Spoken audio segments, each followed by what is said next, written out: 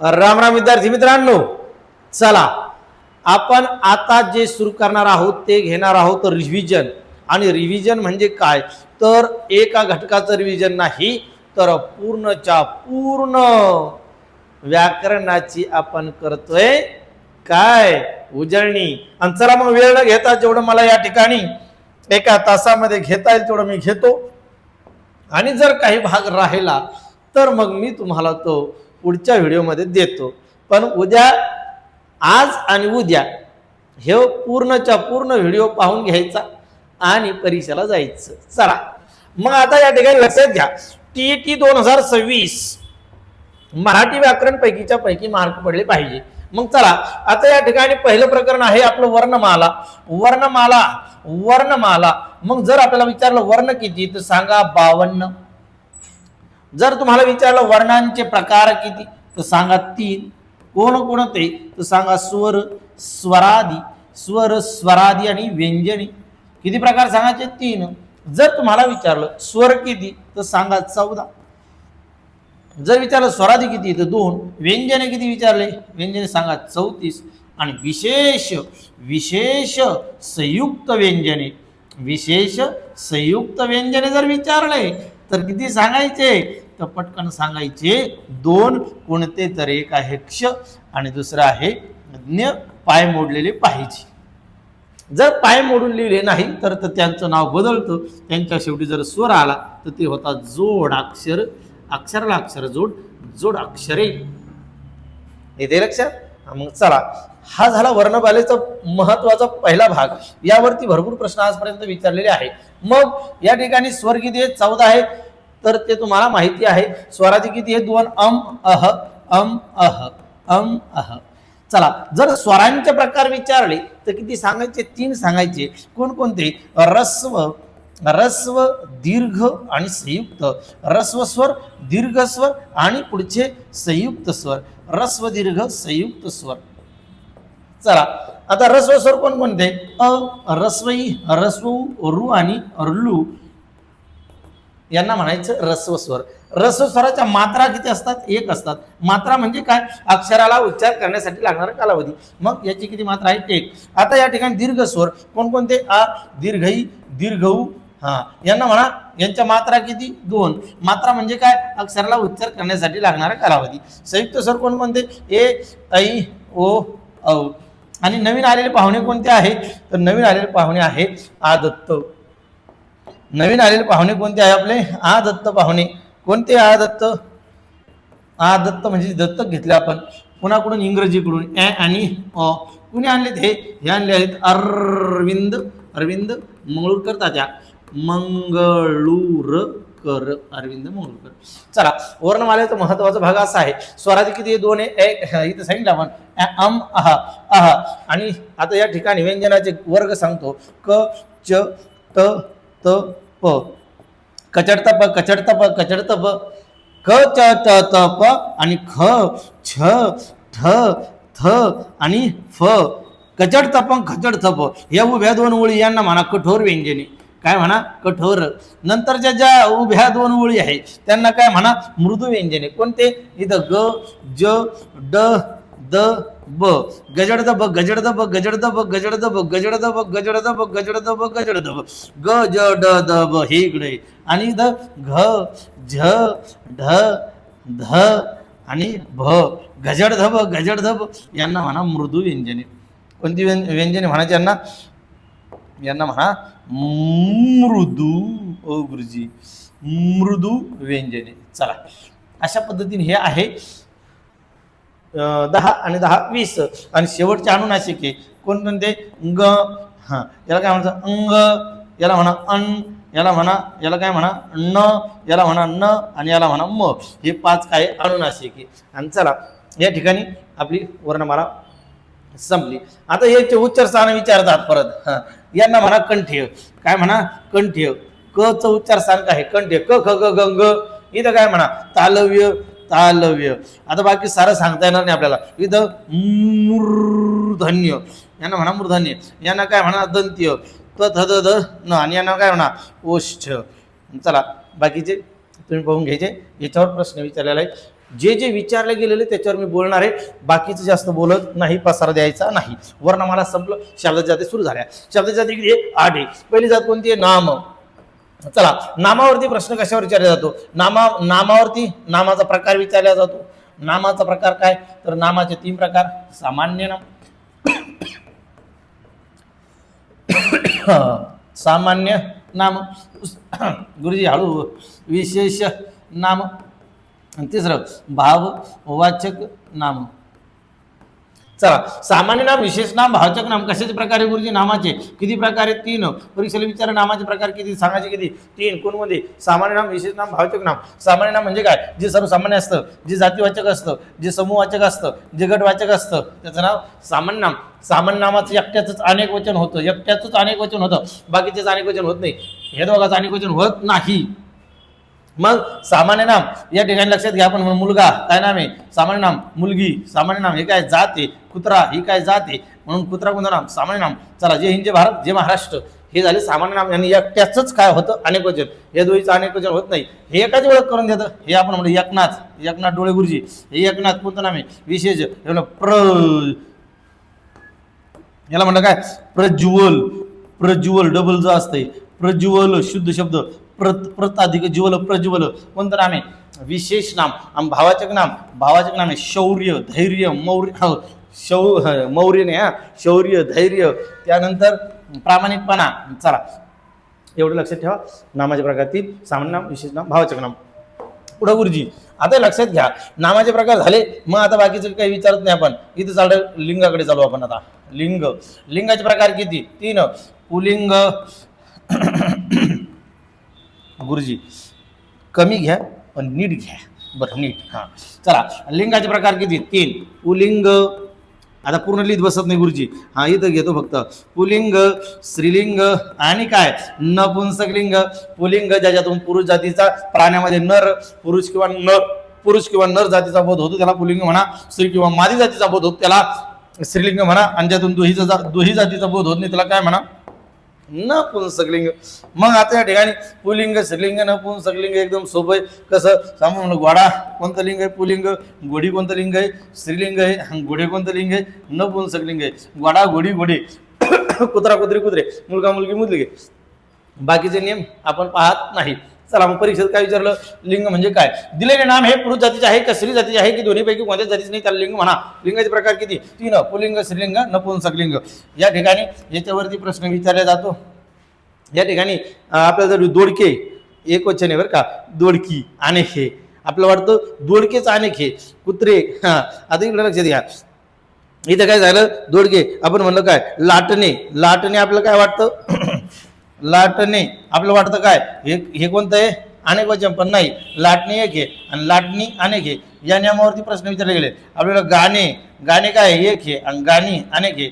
चला, या ठिकाणी गुरुजी लिंग शिकू राहिले, वचन शिकू राहिले. लिंगाचा पुढचा भाग काय? वचन आहे. एक वचन, अनेक वचन. एक वचन आणि दुसरं काय? अनेक वचन. मग आता लक्षात घ्या, वचन म्हणजे काय? नामाच्या ठिकाणी संख्या सुचवण्याचा धर्म म्हणजे वचन. वचनाचे प्रकार किती येतो? एक वचन, अनेक वचन. मग लाटणी एक हे, लाटणी अनेक आहे. गाणी एक हे, गाणी अनेक आहे. बाकीचे नियम काही अवघड नाही.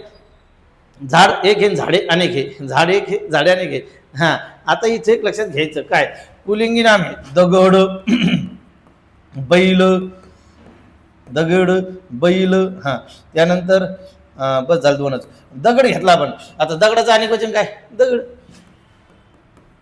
आणि बैलचं बैल. बदलत नाही. मग आता इथं घेतला आपण झाड. आता इथं काय झालं? झाड आहे. मग आता लक्षात घ्या, हे पुलिंगी नाम आहे आणि हे कोणतं आहे? नपुंसकलिंगी नाम आहे. आणि म्हणून लक्षात घ्या, पुलिंगी नाम आलं आणि त्या पुलिंगी नामाचा शेवट जर आने झालेला असेल ना बाळांनो, आणि त्याचं अनेक वचन सांगितलं आपल्याला आंबे. इथं म्हणलं आंबा, त्याचा शेवट कशा झाला? आणि इथं काय केलं? आंबे, आंबा, आंबे, आंबा, आंबे. मग पुलिंगी नामाविषयी एकच नियम लक्षात ठेवायचा. ज्या नामाचा शेवट आने झाला पुलिंगी नामाचा, त्याचं अनेक वचन येणे होतं. आंबा, आंबे. आणि आज सोडून इतर पुलिंगी नामाचं एक वचन अनेक वचन सारखंच राहतं. बाकी याच्यावरती जर प्रश्न विचारला चुकता कामा नाही. चला, वचन झालं. आता काय? आता हे सामान्य रूप. सामान्य रूप म्हणजे काय गुरुजी? सामान्य रूप. गुरुजी लयच पळून राहिले बघ तुम्ही.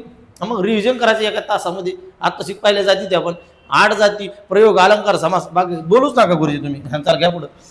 सामान्य रूप कशाला म्हणायचं? सामान्य रूप लक्षात घ्या, मूळ शब्दाला प्रत्यय लागण्याआधी मूळ शब्द झालेला बदल म्हणजे सामान्य रूप. आपण घेतलं घर, घर मूळ शब्द आहे. आता काय करा, याला 2-3 प्रत्यय लावा. ला, चे, ना, ती. हा आता इकडे लक्ष घ्या, ते 2-3 प्रत्यय लावून पहा, जास्त ताण घ्यायचा नाही. मग आपण बघा घर याला लावाला, मग काय होईल? घराला मूळ शब्द काय? घर, आणि त्याचं काय झालं? घरा. म्हणजे घर शब्दाचं सामान्य रूप काय? घरा. प्रत्यय लागण्या आधीच्या बदलाला काय म्हणतात? सामान्य रूप. कोणतंही नाम घ्या, तुम्ही म्हणलं काय? तुम्ही म्हणलं घोडा, हा तुम्ही काय म्हणलं? घोडा. लावा त्याला काय? ला, मग काय तयार होईल? घोडिया. ला, मग ला लागण्याआधी काय झालं इथं? घोडिया. म्हणून घोडा शब्दाचं सामान्य रूप काय? घोडिया. येतं की लक्षात? आणि चला मग काही नाही, सामान्य रूप काही अवघड नसतं. कोणतंही नाम घ्या, त्याला 2-3 प्रत्यय लावून पहा. जर प्रत्यय लागल्याच्या नंतर त्याच्या आधीचा जो बदल झाला, मूळ शब्द काय? झाड आहे. मूळ शब्द काय? झाड. त्याला लावा ला, मग काय तयार होतं? झाडा. नंतर लागतं ला, मग लाला काढून टाका आणि म्हणा याला सामान्य रूप. झाड, झाडा. झाड शब्द सामान्य रूप काय? झाडा. तुम्हाला विचारलं परीक्षेला उंदीर, बाबराव उंदीर सांगा. मग आता लक्षात घ्या, उंदीर शब्दाचं सामान्य रूप विचारलं, पटकन सांगायचं काय? लावा त्याला 2-3 प्रत्यय. उंदरा, ने, उंदरा, ला, उंदरा, उंदरा, ला काढून टाका आणि काय झालं मग? उंदरा. मग उंदीर शब्द सामान्य रूप काय? उंदरा आहे. घ्या डोक्यात. आणि चला, सामान्य रूप संपलं. आता विभक्त्या. चला, 200% नाही, जे जे घेतोय ना त्याच्यावरच प्रश्न येणार म्हणजे येणार. मग चला, विभक्ती काय सांगते? 8 विभक्ती आहे. कोणकोणत्या? प्रथमा, द्वितीय, तृतीय, चतुर्थी, पंचमी, षष्ठी, सप्तमी, संबोधन क्रमाने नाव आहे. प्रथमा इकडे कोण गुरुजी? द्वितीय इकडे कोण? तृतीय इकडे कोण? चतुर्थी इकडे कोण? पंचमी इकडे षष्ठी, इकडे कोण आहे? षष्ठी, इकडे सप्तमी, आणि इकडे संबोधन. असे किती विभक्ती गुरुजी? 8. मग इथं पुन्हा इथं काय म्हटलं? विभक्ती. 200% प्रश्न विभक्तीवर. 200% विभक्ती. इथं काय म्हटलं? एक वचनातले प्रत्यय. आणि इथं काय म्हटलं गुरुजी? अनेक वचनातील प्रत्यय. एक वचन, अनेक वचन, एक वचन, टी आली, एक वचन, अनेक वचन. प्रथमेला प्रत्यय नाही, प्रथमेला प्रत्यय नाही. गुरुजी थोडस अलीकडे सरकलं. आता बघा, द्वितीयाचे प्रत्यय एक वचनातले. सलाते, सलानाते, सलाते, सलानाते, सलाते, सलानाते, सलाते, सलानाते. इथं म्हणा कार्थ. प्रथमेचा कारक अर्थ आहे करता. प्रथमेचा कारक अर्थ करता. द्वितीयाचा काय आहे मग? कर्म. गुरुजी तृतीया सांगा. आता लक्षात घ्या,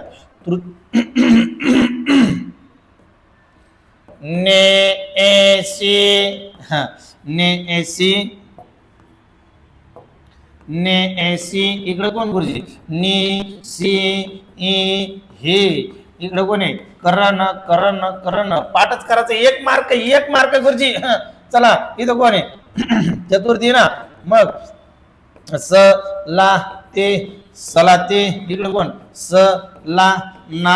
ते कोणत्या दोन्ही विभक्तीचे प्रत्यय सारखे? तर चतुर्थी आणि द्वितीया. संप्रदान. चला गुरुजी पंचमी सांगा. पंचमी ऊन इकडं कोण? ऊन. अनेक वचनात कोणी गुरुजी? अनेक वचनात पण ऊन आणि ऊन. इकडं कोणी गुरुजी? अपादान. चला, इथे षष्ठी काय सांगते? चे. इकडं कोण आहे? चाचीचे कोणी? संबंध. हा कारक अर्थ मानत नाही.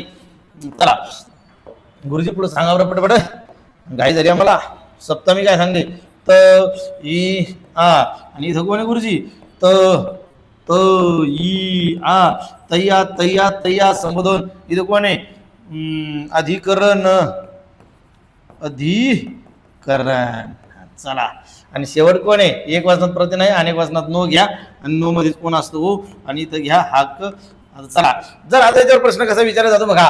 प्रथमेला प्रत्यय नाही, एक वचनात नाही, अनेक वचनात नाही. कोणत्या दोन विभक्तीचे प्रत्यय कोण सारखे? एक आहे द्वितीया आणि दुसरी आहे चतुर्थी. बस याच्यावर जास्त प्रश्न कठीण विचारले जात नाही. हे प्रत्यय पाठ असू द्या, 1 मार्क फिक्स. चला, विभक्ती आपले संपलं. विभक्तीबद्दल काही बोलत नाही. पहिली जात संपली. काय? नाम. नामामध्ये कोण? लिंग, वचन, सामान्य रूप विभक्ती. आता शिक पहिली गुरुजी. हो, आणि चला मग दुसरी जात सुरू झाली सर्वनाम. कशाला म्हणतात सर्वनाम? अहो सर्वनाम म्हणजे नामाची जागा घेणारी जात आहे. सर्वनाम नामाची जागा घेणारी जात सर्वनाम आहे. मग लक्षात घ्या, जर तुम्हाला विचारलं सर्वनामाचे मुख्य प्रकार किती, तर पटकन सांगा 6. कोणकोणते गुरुजी? पुरुष वाचक, पुरुषवाचक, दर्शक, पुरुष दर्शक, पुरुषवाचक, दर्शक, संबंधी, संबंधी, प्रश्नार्थक, प्रश्नार्थक, प्रश्नार्थक, त्यानंतर अनिश्चित, अनिश्चित, अनिश्चित, आणि शेवटी काय? आत्मवाचक. कशाचे प्रकार गुरुजी? आत्मवाचक. हे सर्व प्रकार आहे. किती? 6. पुरुष, दर्शक, संबंधी, प्रश्नार्थक, अनिश्चित, पुरुषवाचक 3 प्रकार. प्रथम पुरुष, प्रथम पुरुष, इकडे द्वितीय पुरुष आणि इकडे तृतीय पुरुष. कशाचे प्रकार आहे? पुरुषवाचक सर्वनामाचे. किती प्रकार? 3. मग लक्षात घ्या, दर्शक सर्वनाम जर तुम्हाला विचारलं दर्शक सर्वनाम कोणकोणते? हा, ही, हे, हा, ही, हे. इकडे कोण? तो, ती, ते, तो, ती, ते, तो, ती, ते. हे दर्शक सर्वनाम. संबंधी सर्वनाम कोणते गुरुजी? जो इथे जोडीने येतात हे. पण आपल्याला जर विचारलं जो, जी, जे, जो, जी, जे, जो, जी, जे, जो, जी, जे, ज्या, जो, जी, जे, ज्या. प्रश्नार्थक कोण काय? प्रश्नार्थक चिन्ह पाहिजे. प्रश्न चिन्ह असलं समजून चालायचं कोण काय प्रश्नार्थक सर्वनाम आहे. आणि जर प्रश्न चिन्ह नसेल तर त्याला काय म्हणा? कोण कायला? अनिश्चित म्हणा. कोण आणि काय. आणि इकडे आत्मवाचक आपण आणि स्वतः. हे जर आपल्या सोबत कर्त्याला घेऊन आले, कर्त्याला, तर ते काय असतात? आत्मवाचक असतात.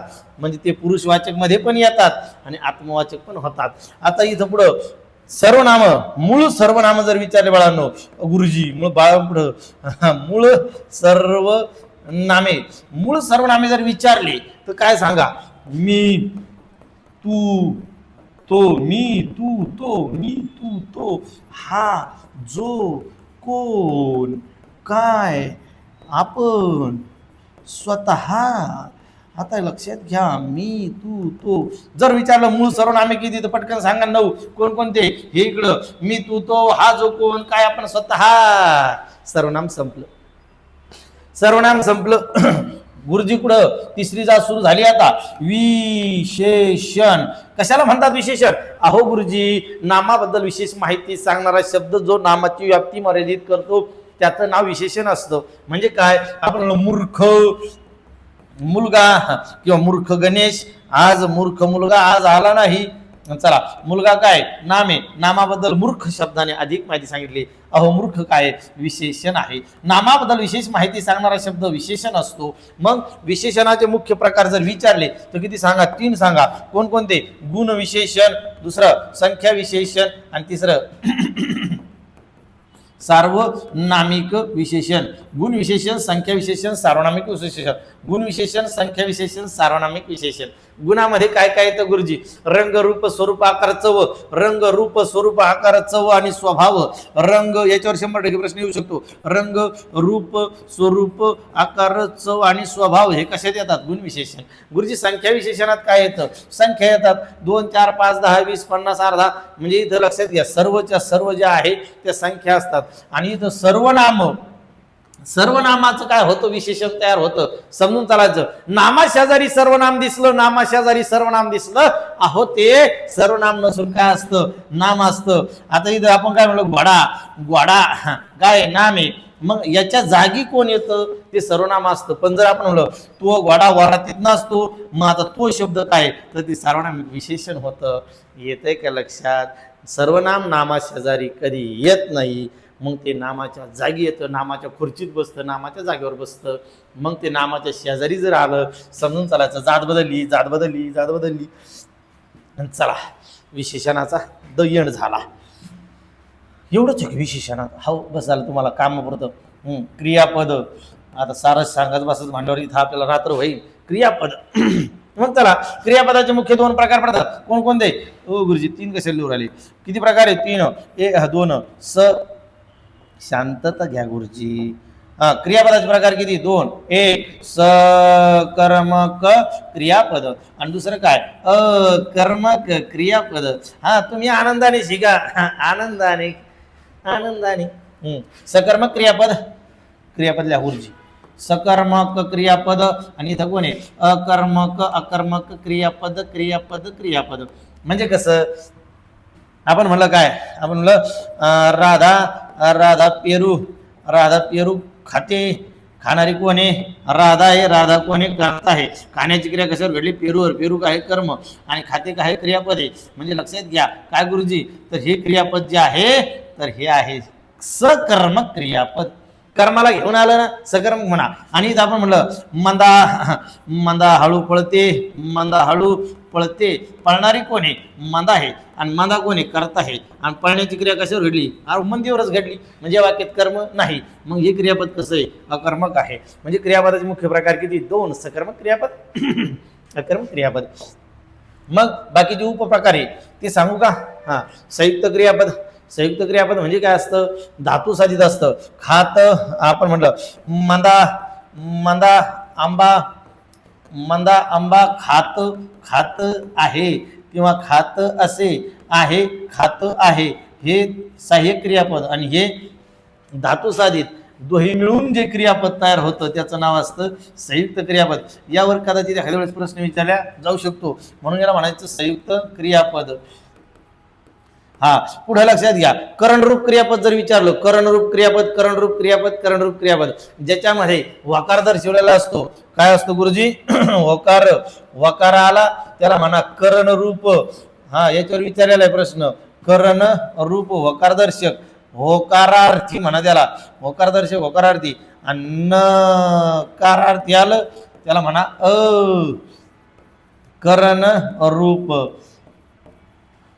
अकरणरूप. याच्यावर प्रश्न विचारला. पुन्हा कशावर विचारला प्रयोजक क्रियापद. आज ताई बाळाला निजविते आई बाळाला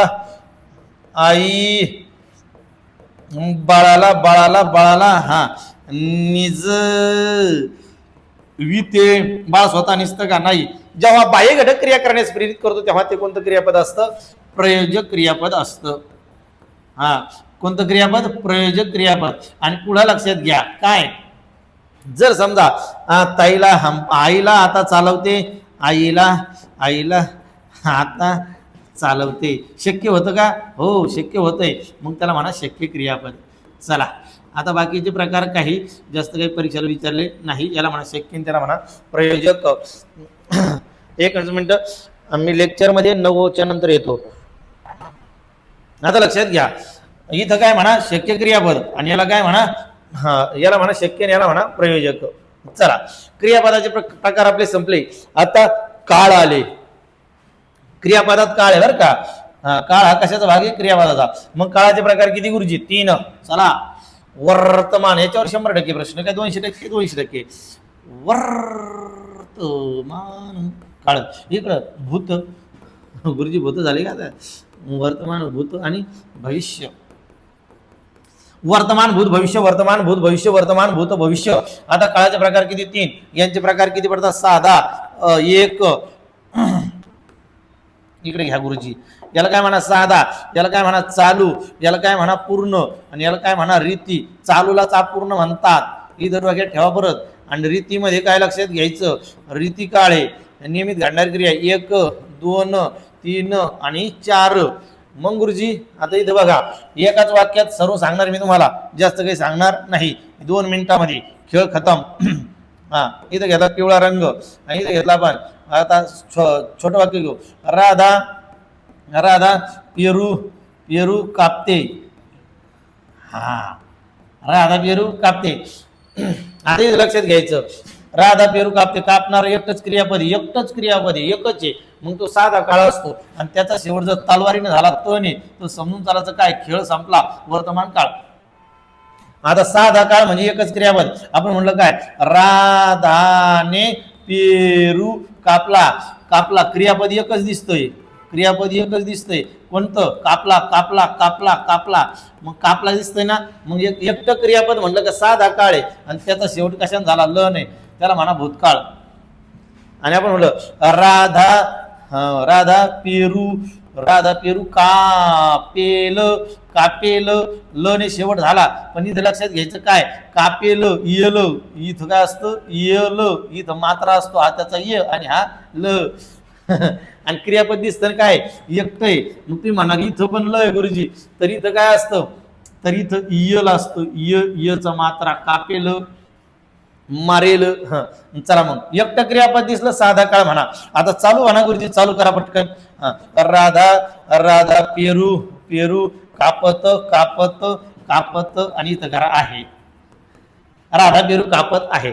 जर चालू भूतकाळ करायचा तर फक्त इथं आहे काढा होता टाका, होती टाका. काय राधा पेरू कापत होती. हे बघा इथं काय राधा पेरू कापत आहे. चालू वर्तमान काळाचा चालू भूतकाळ करा, फक्त आहे काढा. राधा पेरू कापत होती आणि इथं काय मग गुरुजी राधा आणि इथपर्यंत वाक्य येणार राधा पेरू कापत. राधा पेरू कापत असेल. चालू चालू चालू फक्त काय बदलतंय, शेवटचं क्रियापद बदलतं. कोणतं सहाय्यक. राधा पेरू कापत आहे, राधा पेरू कापत होती आणि राधा पेरू कापत असेल. हे वाक्य इथपर्यंत सारखंच आहे. तसंच करा, पूर्ण करा पूर्ण. काय राधाने पेरू कापला आहे. आता ह्या वाक्यात आणि ह्या वाक्यात फरक काय पहा बरं का. कापला आहे इथं आहे आणि इथं पण आहे, पण इथं फरक काय, इथं त आहे आणि इथं ल आहे. ल आहे पूर्ण आहे. मग आता इथं काय होणार फक्त राधाने पेरू कापला आणि इथं काय येणार वता. इथं काय येणार वता. राधाने पेरू कापला. राधा पेरू कापत. इथं काय होतं राधाने पेरू कापला आहे आणि राधाने पेरू कापला होता. आणि इथं काय राधाने पेरू कापला कापला. इथं काय आहे, इथं होता आणि तिथं असेल.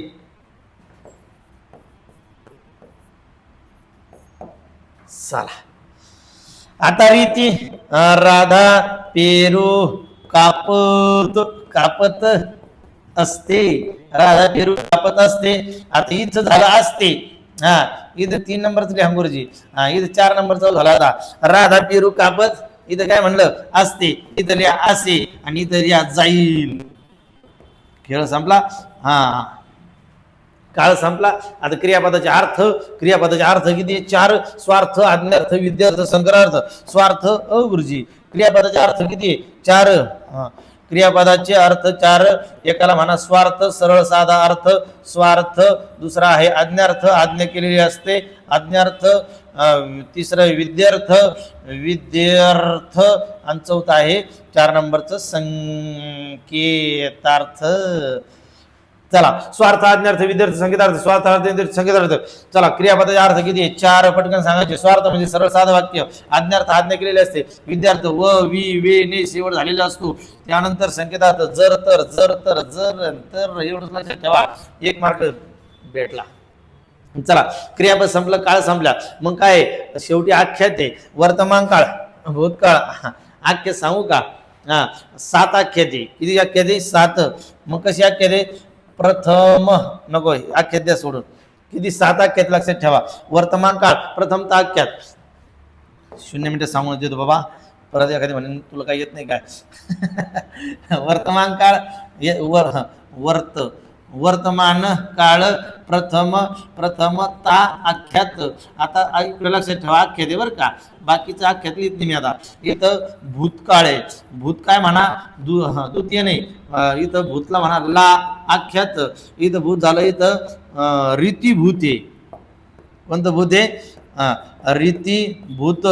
मग रीतीभूत असे म्हणजे काय इला आख्यात.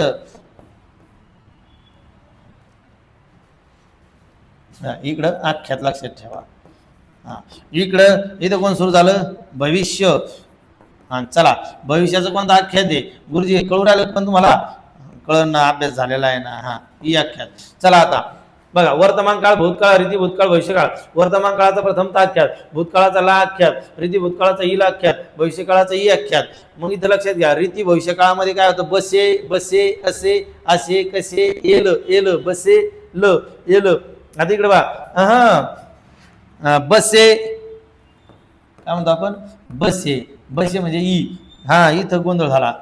चला इथं काय म्हणा ई आख्यात आणि इथं बसेल ई आख्यात.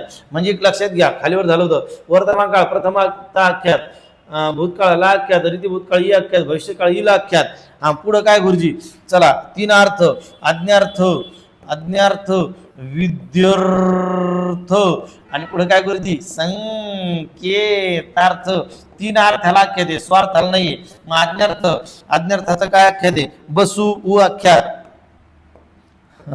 उ आख्यात. चला, इथं काय गुरुजी? व आख्यात, आणि इथं काय?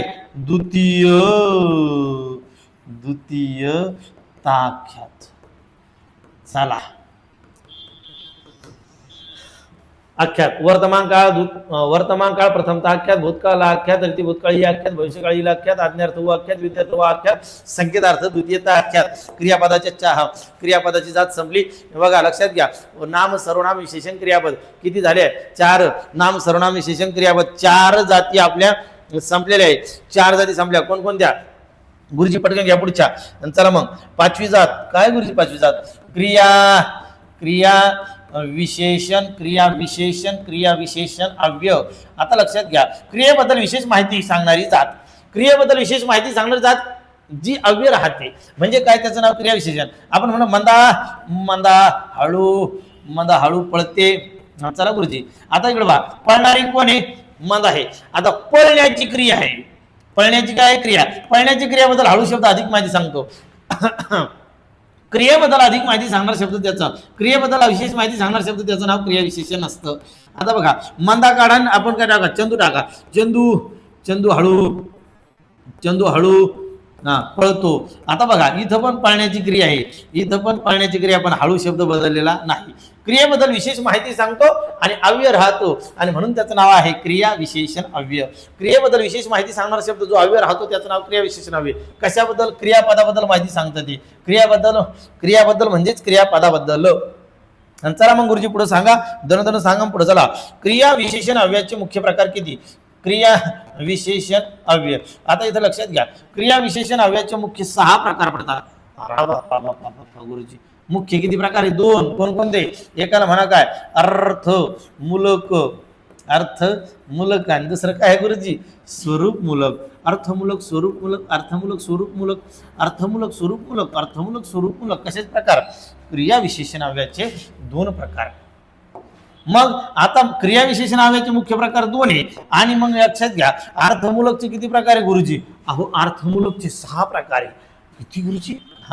बघा, काल, कालवाचक म्हणा त्याला. आता वाचक प्रत्येक ठिकाणी येणार नाही, तुम्हाला समजण्यासाठी सांगितलं. काल, इथं म्हणा स्थल, काल स्थल, इथं म्हणा काय? रीती, काल स्थल रीती, इथं म्हणा प्रश्न, काल स्थल रीती प्रश्न, संख्या आणि निषेध.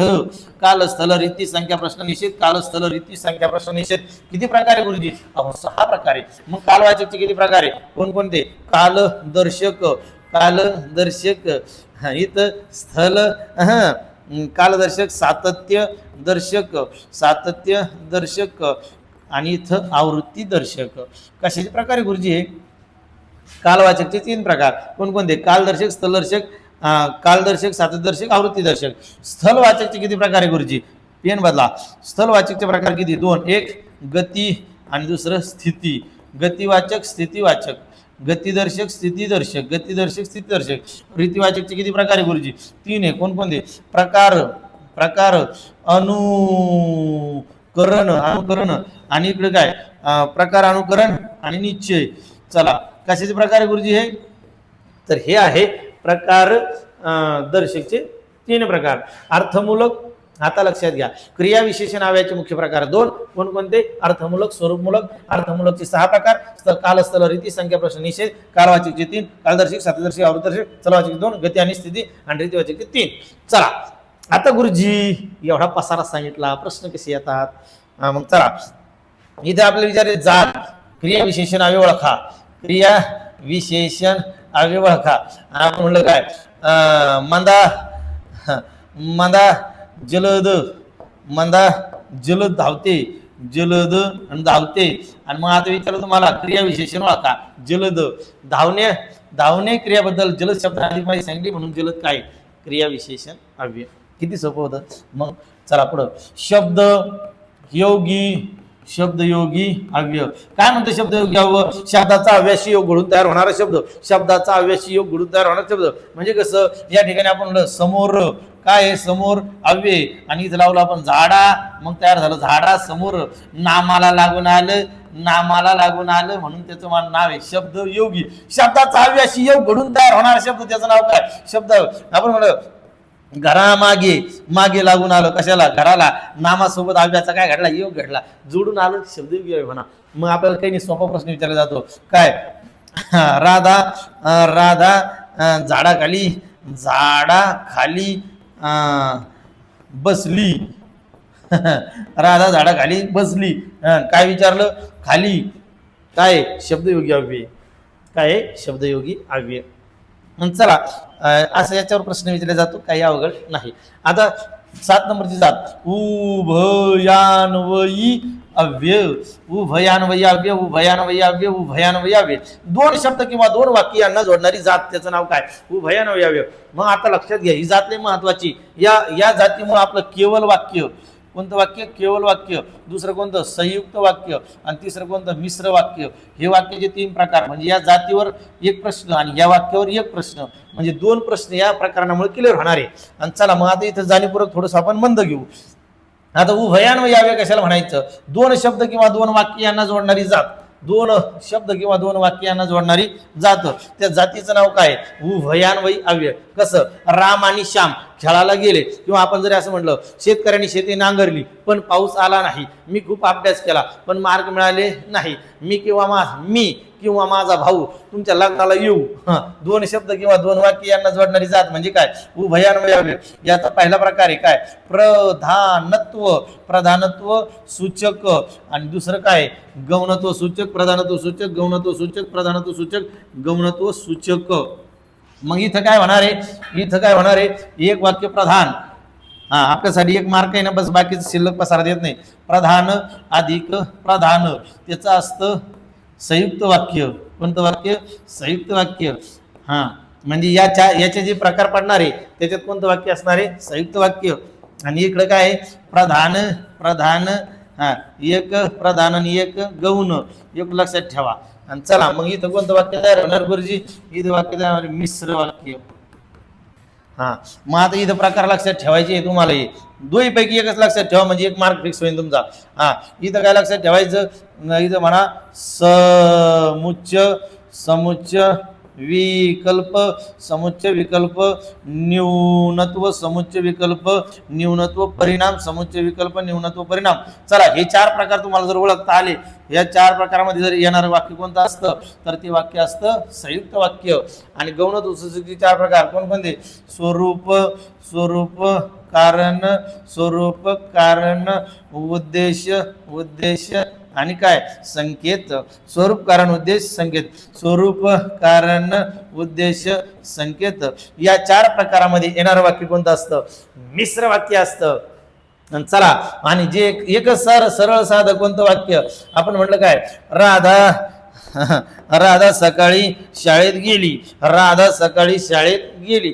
एकच कर्ता आणि एकच क्रियापद. ज्या वाक्यात त्याचं नाव असतं केवळ वाक्य. म्हणजे बघा, तुम्हाला सांगितलं मी या जाती उभयान्वयी अव्यय जात समजली आणि वाक्याचे प्रकार आहे. केवळ वाक्यामध्ये 1 कर्ता, एकच क्रियापद, त्याला म्हणायचं केवळ वाक्य. आणि ज्याच्यामध्ये जे प्रधानत्व सूचकचे 4 प्रकारमध्ये येणारं कोणतं वाक्य? संयुक्त वाक्य. आणि इकडे येणारं वाक्य मिश्र वाक्य. चला, शेवटची जात 2 मिनिटात सांगतो. काय शेवटची जात? केवळ प्रयोगी अव्यय.